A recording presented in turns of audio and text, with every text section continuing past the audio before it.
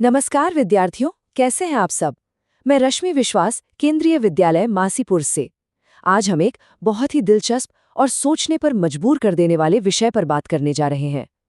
आज का हमारा विषय है प्रसिद्ध साहित्यकार अज्ञेय जी का लिखा हुआ निबंध मैं क्यों लिखता हूँ। सच कहूँ तो ये सिर्फ एक पाठ नहीं है, बल्कि एक लेखक के दिमाग और उसके दिल के भीतर झांकने का एक शानदार मौका है। आखिर एक रचनाकार के मन में ऐसा क्या चलता है जो उसे कागज पर शब्द उकेरने के लिए मजबूर कर देता है। आज हम इसी सृजन की प्रक्रिया को गहराई से समझेंगे। तो चलिए, बिना किसी देरी के अपनी इस यात्रा की शुरुआत करते हैं। आज की हमारी चर्चा मुख्य रूप से इन 6 बिंदुओं पर आधारित होगी। हम पाठ के परिचय से शुरू करेंगे, लेखक के आंतरिक और बाहरी दबावों को समझेंगे, हिरोशिमा के उस ऐतिहासिक संदर्भ पर बात करेंगे और अंत में देखेंगे कि कैसे एक अनुभव एक कविता में बदल जाता है। तो आइए पहले भाग से शुरू करते हैं, जहां हम इस पाठ की मूल भावना को समझेंगे। मैं क्यों लिखता हूँ? जरा सोचिए, ये सवाल सुनने में कितना आसान लगता है ना, लेकिन अज्ञेय जी कहते हैं कि इसका जवाब देना उतना ही मुश्किल है। उनके अनुसार कोई भी सच्चा लेखक प्रसिद्धि या पैसे के लिए नहीं लिखता। वो इसलिए लिखता है ताकि वो अपने भीतर की उस छटपटाहट, उस आंतरिक विवशता को पहचान सके जो उसे लगातार परेशान कर रही है। मतलब जब तक वो अपने विचारों को कागज पर उतार नहीं देता, उसे चैन नहीं मिलता। लिखकर ही वो उस भीतरी दबाव से आज़ाद हो पाता है। ये बिल्कुल वैसा ही है जैसे मन में कोई बहुत गहरी बात दबी हो और उसे किसी से कह देने के बाद जो सुकून मिलता है, बस वही सुकून एक लेखक को लिखने के बाद मिलता है। आगे बढ़ने से पहले चलिए कुछ ऐसे शब्दों के अर्थ जान लेते हैं जो इस पाठ में बार बार आएंगे। ये भारी भरकम शब्द देखकर बिल्कुल घबराना नहीं है। पहला है आभ्यंतर, जिसका सीधा सा मतलब है अंदरूनी या हमारे मन के भीतर का।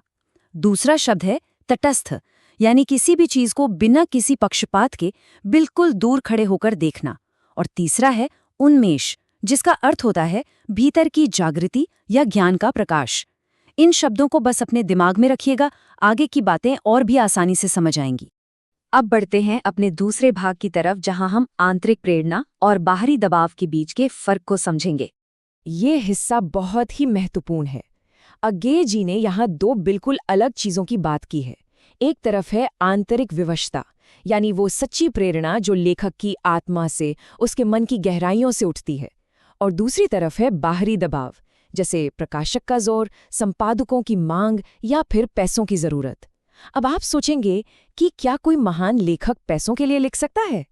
अज्ञेय जी बहुत ही ईमानदारी से मानते हैं कि हाँ, बाहरी दबाव भी काम करते हैं। इसके लिए वे एक बहुत ही मजेदार उदाहरण देते हैं। वे बाहरी दबाव को एक अलार्म घड़ी के समान बताते हैं। जिस तरह अलार्म बजने पर हम नींद से जाग जाते हैं, वैसे ही बाहरी दबाव एक आलसी लेखक को जगाने का काम करते हैं। लेकिन ध्यान देने वाली बात यह है कि अलार्म सिर्फ आपको जगा सकता है। उसके बाद बिस्तर से उठकर काम करना तो आपकी अपनी इच्छा शक्ति पर निर्भर करता है। बिल्कुल वैसे ही बाहरी दबाव सिर्फ एक साधन है, वो रचनाकार का मालिक नहीं बन सकता। सच्ची कला तो भीतर से ही आती है। अब आते हैं तीसरे भाग पर।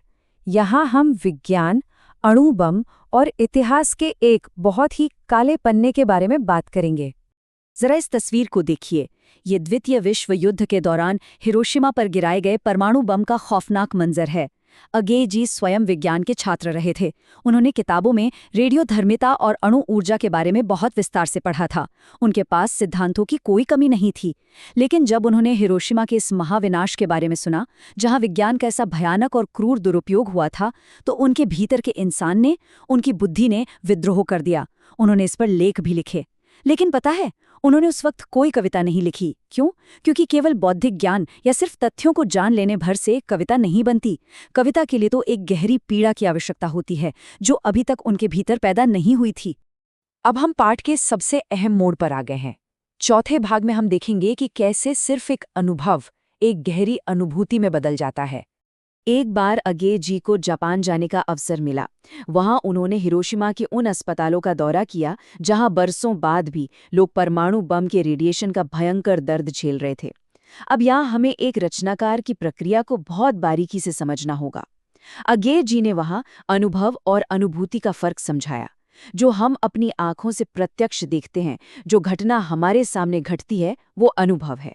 लेकिन जब हमारी संवेदना, हमारी कल्पना उस दूसरों के दर्द को इस कदर अपना बना ले कि हमें वो पीड़ा अपने ही भीतर महसूस होने लगे, तब वो अनुभूति कहलाती है। अज्ञे जी ने अस्पताल में मरीजों को देखा, वो एक अनुभव था।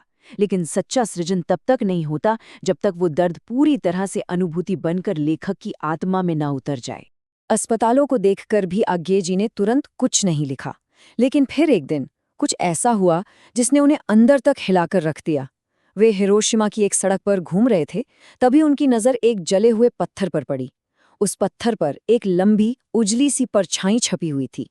जरा कल्पना कीजिए, विस्फोट के उस भयानक क्षण में कोई इंसान वहां खड़ा होगा और बम की उन जानलेवा किरणों ने पल भर में उसे भाप बनाकर उड़ा दिया। उसकी राख भी नहीं बची, बस उसकी वो परछाई गवाही के तौर पर उस पत्थर पर हमेशा के लिए छप गई। उस एक दृश्य ने लेखक के भीतर जैसे एक मानसिक विस्फोट कर दिया। उस एक पल में अज्ञे जी खुद उस परमाणु बम के शिकार बन गए। उन्होंने उस इंसान के दर्द को पूरी तरह से अपने भीतर महसूस कर लिया। और यही वो पल था जिसने उनके भीतर की सोई हुई विवशता को जगा दिया। चलिए 5वें भाग में देखते हैं कि इसका परिणाम क्या हुआ। उस जले हुए पत्थर की छाया ने अज्ञे जी को इतना बेचैन कर दिया कि वो पीड़ा उनके मन में घर कर गई। ये कितनी अजीब बात है ना, कि उन्होंने वो कविता जापान में नहीं लिखी, बल्कि कुछ समय बाद जब वे भारत में एक रेलगाड़ी में सफ़र कर रहे थे, तब अचानक वो भीतर का दर्द, वो आभ्यंतर विवशता शब्दों के रूप में फूट पड़ी। उन्होंने लिखा, मानव का रचा हुआ सूरज मानव को भाप बनाकर सोख गया। पत्थर पर लिखी हुई ये जली हुई छाया मानव की साखी है। इन पंक्तियों में कितनी गहरी विडंबना छिपी है। इंसान ने ही विज्ञान बनाया और उसी ने इंसानियत को राख कर दिया। अज्ञे जी के लिए ये कविता अच्छी है या बुरी, इससे कोई फर्क नहीं पड़ता। उनके लिए ये पूरी तरह से सत्य है, क्योंकि ये उनकी अपनी सच्ची अनुभूति से पैदा हुई है। तो विद्यार्थियों, अब हम अपनी इस चर्चा के अंतिम भाग में आ गए हैं, जहां हम आज के पाठ का सार और कुछ प्रश्नों पर विचार करेंगे। इस पूरी प्रस्तुति में हमने सृजन की उस गहरी प्रक्रिया को समझा। अब आपको इन मुख्य प्रश्नों पर गहराई से विचार करना है। सबसे पहले तो आपको अनुभव और अनुभूति के बीच के उस बारीक अंतर को अपने शब्दों में समझना है। फिर सोचिए कि कैसे केवल एक पत्थर की छाया देखकर लेखक खुद उस महाविनाश का भोक्ता यानी पीड़ित बन गया।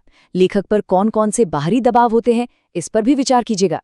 और सबसे महत्वपूर्ण बात, एक जागरूक युवा नागरिक के रूप में ये आप सभी की जिम्मेदारी है कि आप सोचें कि आज के समय में विज्ञान का दुरुपयोग कहाँ-कहाँ हो रहा है और उसे रोकने के लिए आप क्या कर सकते हैं। आज की कक्षा खत्म करने से पहले आपके लिए एक छोटा सा लेकिन बहुत ही रचनात्मक काम है। जैसे अज्ञे जी ने एक साधारण से पत्थर पर पड़ी छाया को देखकर इतनी गहरी बात महसूस की, वैसे ही आप भी अपने आसपास की दुनिया को अपनी इंद्रियों से महसूस करें। किसी भी साधारण सी घटना को ध्यान से देखें और महसूस करें कि वो घटना आपको भीतर से कैसे प्रभावित करती है। फिर उसी एहसास को, उसी अनुभूति को अपने शब्दों में लिखने की कोशिश करें। याद रखिएगा, एक सच्चा लेखक बनने की ये पहली सीढ़ी है। आज के लिए बस इतना ही। खूब पढ़िए, गहराई से सोचिए और अपनी अनुभूतियों को शब्दों का रूप देते रहिए। धन्यवाद विद्यार्थियों।